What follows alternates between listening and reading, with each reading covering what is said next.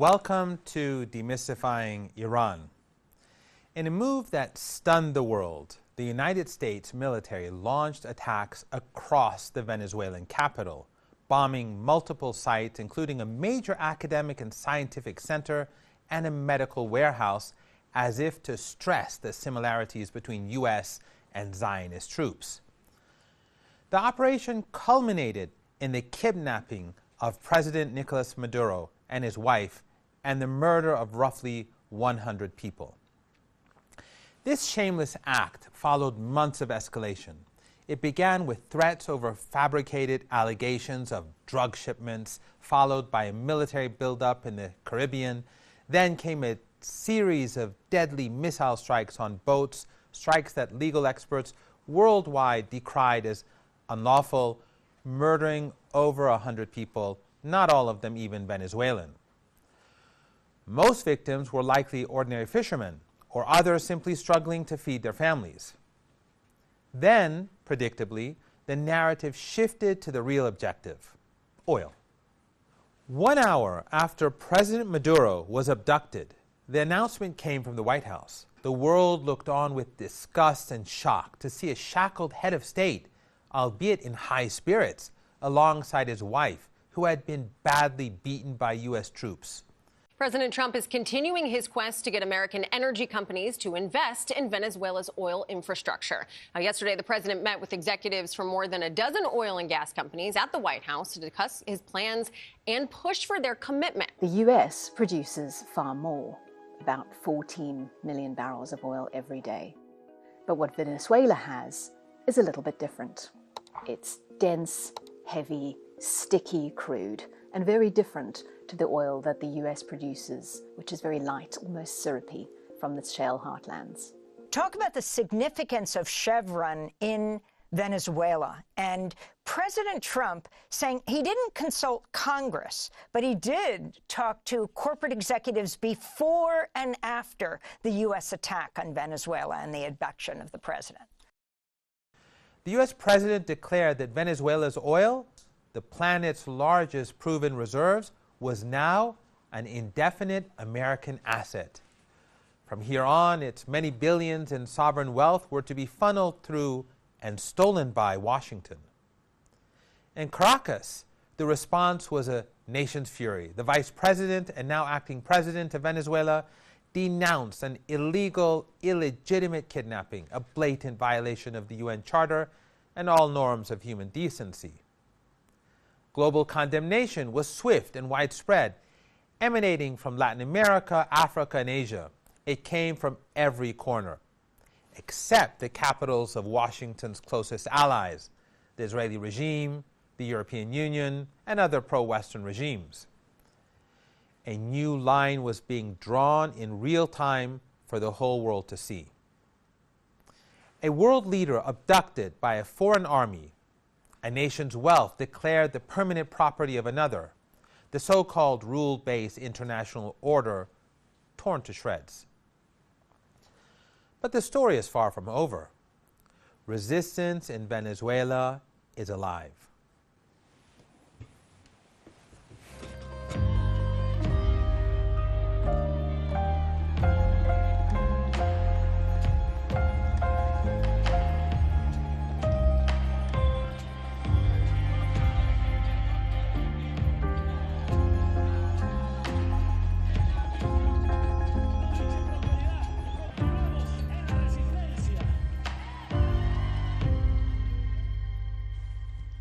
This brings us to the Iran-Venezuela partnership, an alliance branded from the outset by the empire as a global threat. It is no coincidence that Zionists and neoconservatives target Iran and Venezuela simultaneously. Their partnership represents a formidable challenge to this era of predatory imperialism. Its significance lies not only in economic and political cooperation, but in the awareness, solidarity, and understanding forged among the global majority, a force whose power cannot be calculated in material terms. The demonization promoted by the empire and its media machine loses much of its potency as most people across Latin America and West Asia recognize their shared truths, ideals, and aspirations. This recognition is poison to the empire. Despite Western asset theft, sanctions, violent regime change and color revolution projects, and even war, the empire's crafted narrative remains singular and dark, a strategic menace, an axis of anti-American authoritarianism, a marriage between two so-called pariah states. Within this frame, allegations build into a manufactured climate of fear. The partnership is branded as a pact for authoritarian cooperation, but in truth, it has become the world's most advanced laboratory for evading illegal sanctions, sanctions deployed by the U.S. and its allies to strangle nations, collapse economies, destroy jobs, increase poverty, break families, kill the sick for lack of medicine, unravel the fabric of societies, and bring nations to their knees. The empire portrays a somehow sinister shadow economy conducting its business in the dark high seas. This characterization is then made to morph inevitably into the ultimate security threat: military advisors, Iranian drones on Venezuelan soil, culminating in some alleged Hezbollah link. Here, the narrative makes its decisive leap, transforming the threat from mere economic into something framed as existential, an illusion of danger to the United States itself. Finally, it is presented as a grand conspiracy, two isolated regimes plotting to invade the U.S. with immigrants and refugees, kill its population with drugs, and other accusations that, while insane, remain tragically believable to a large segment of the heavily propagandized American public. This is the narrative. It has been used to justify many years of barbaric sanctions against women and children, and now it has justified the abduction of a sovereign nation's president and the massacre of roughly 200 people. This so-called criminal partnership is, of course, something else entirely. It is a determined collaboration between two nations forging an alternative path, a practical blueprint for preserving their independence in the face of aggression and collective punishment by the United States. The relentless focus on an alleged global terrorist threat is a strategic distraction. This framing is designed to obscure the tangible daily realities that truly bind these brotherly nations: the engineers reviving refineries, the agricultural technology feeding cities, the 20-year strategic plan signed in Tehran.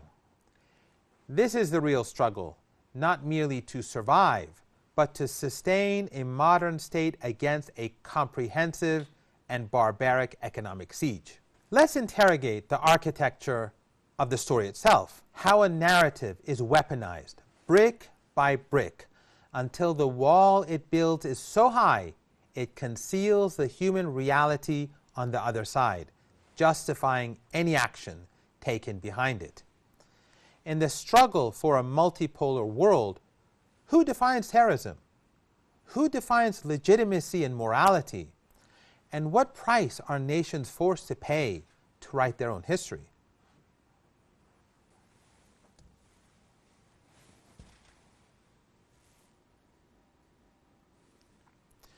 For Iran, this relationship is more than a mere strategic or economic alliance. It is the execution of a national mission, a principle engraved into the very foundations of the state. The Constitution of the Islamic Republic of Iran is explicit. It contains a revolutionary mandate, committing the state to the defense of the mustazafin, the oppressed and the downtrodden, wherever they may be. This principle provides a lens through which the struggles of the Palestinian, but also the Bosnian, the South African, the Cuban, and yes, the Venezuelan, are seen as one and the same, a unified struggle against imperial domination and oppression. نمیتوانیم زیر بار زور بریم. این طبیعت توحیده. نمیتوانیم زیر بار ظلم بریم. نمیتوانیم بر مقابل ظالم نایستیم. اینی که جمهوری اسلامی اعلام میکند که هر جا مظلومی هست و نصرتی لازم است ما اونجا حاضریم به خاطر این. اینی که ما رو مسئله فلسطین اینجور اصرار داریم به خاطر اینه. چون توحید لازمش این است که انسان در مقابل زورگویی ظالم به مظلوم بایست.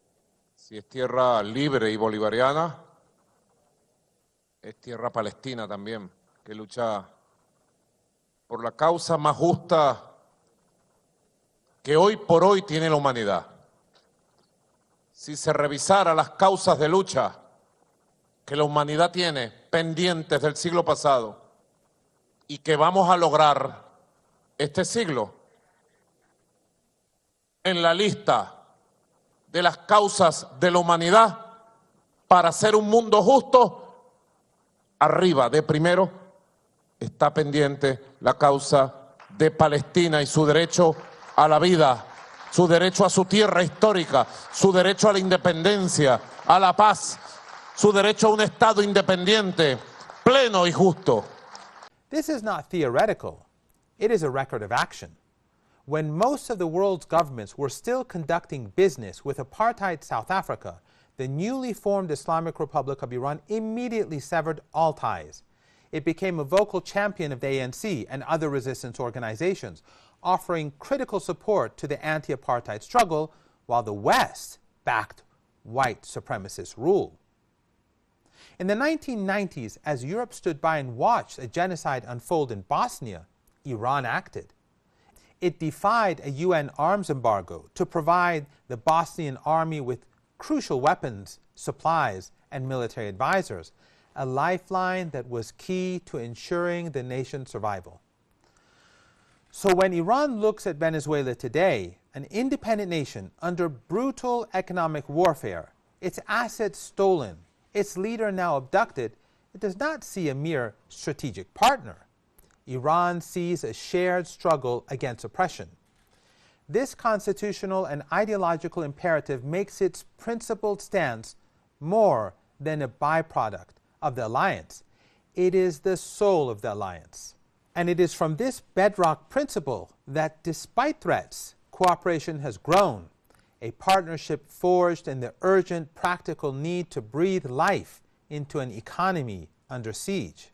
This reveals the real story, not of a dark axis, but of a blueprint for economic sovereignty forged in defiance of a brutal hegemon.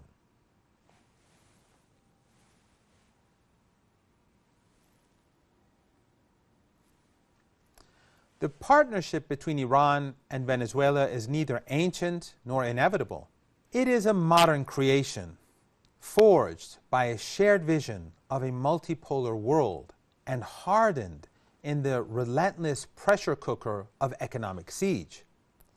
For most of history, Tehran and Caracas were distant acquaintances. That changed at the turn of the century with a powerful fusion of ideologies, Bolivarian socialism and Islamic revolutionary thought, united by a single towering conviction: resistance to unipolar dominance.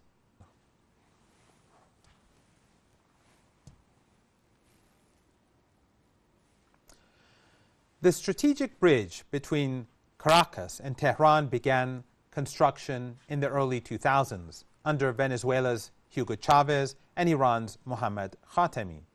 Their diplomatic courtship started in earnest in 2001 and was cemented through reciprocal state visits and major cooperation agreements in energy and construction.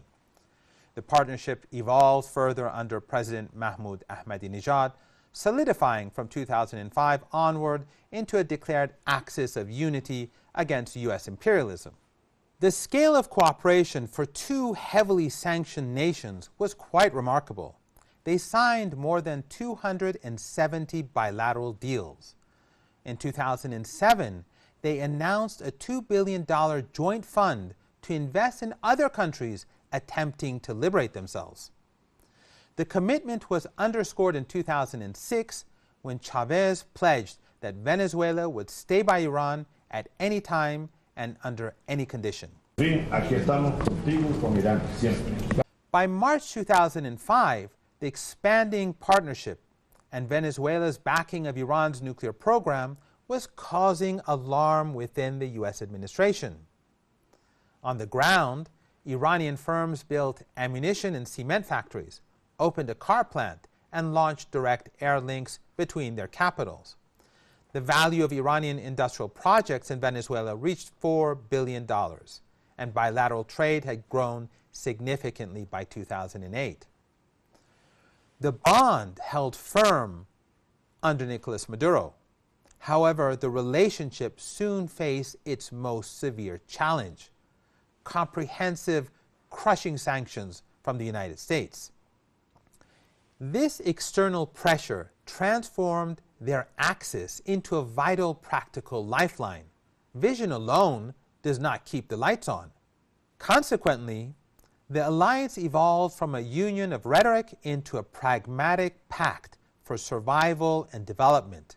By 2020, Venezuela's refining industry had collapsed. In response, Iran dispatched 5 tankers carrying 60 million gallons of gasoline on a defiant 15,000-kilometer voyage, with both nations warning the U.S. against interference. This was a bold rescue mission for energy sovereignty, later formalized into a 110 million euro contract to repair Venezuela's El Palito refinery. The cooperation, however, expanded far beyond oil. An Iranian supermarket chain opened in Caracas, and the two nations even launched joint nanotechnology research. This was a comprehensive project for building sovereign capacity, encompassing everything from food security and industry to advanced technology. Critically, the cooperation extended into the cultural and scientific realm of both nations. Ministers of science, culture, and education traveled back and forth. This was no longer merely about trade. It was the forging of a long-term intellectual alliance. But this tangible, multidimensional success did not go unnoticed. In Washington, alarm solidified into formal counter-strategy. As early as 2012, the U.S. Congress held hearings and drafted legislation specifically to counter Iran's growing presence and hostile activity in the Western Hemisphere. The growing Iranian role in the Western Hemisphere has been the subject of several committee hearings and classified briefings. Many members are concerned, however, that the administration has not adequately examined or sought to counter Iran's growing and hostile diplomatic and intelligence presence in our hemisphere. A peaceful partnership dedicated to improving lives had been officially designated an adversary in American law. And with that gaze fixed upon it, the dark narrative intensified. Mossad spread false reports of a planned Iranian naval base at a Venezuelan port. In Washington and, bizarrely, across the obedient U.S. media, the partnership was no longer framed as a regional challenge, but as an existential security threat on America's doorstep.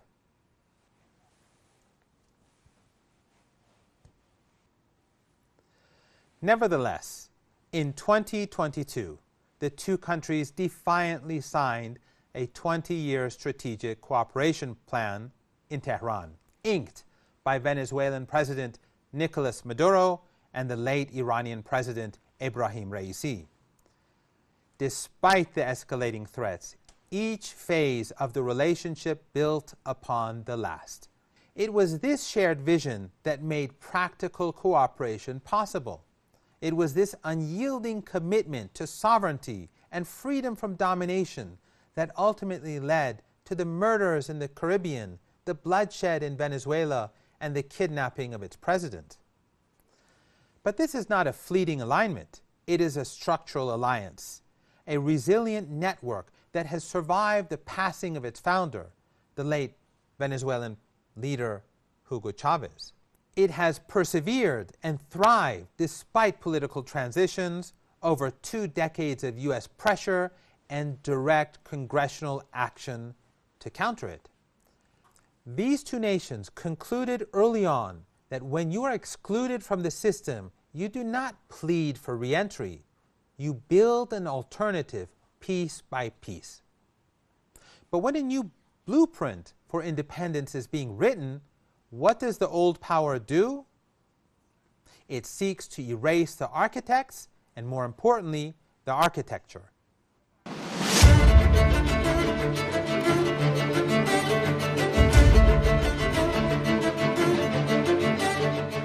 The attack on Venezuela was a message delivered to every nation seeking independence. You are not safe, your sovereignty is conditional, your resources are forfeit. The applause from the Zionist regime in response to murder and aggression confirmed the quality of the Venezuelan-Iranian relationship and the identity and nature of the antagonist. The persistent rumors, often sourced to Israeli regime intelligence, of an Iranian military outpost or a Hezbollah hub in the Caribbean were more than ammunition for a hostile narrative.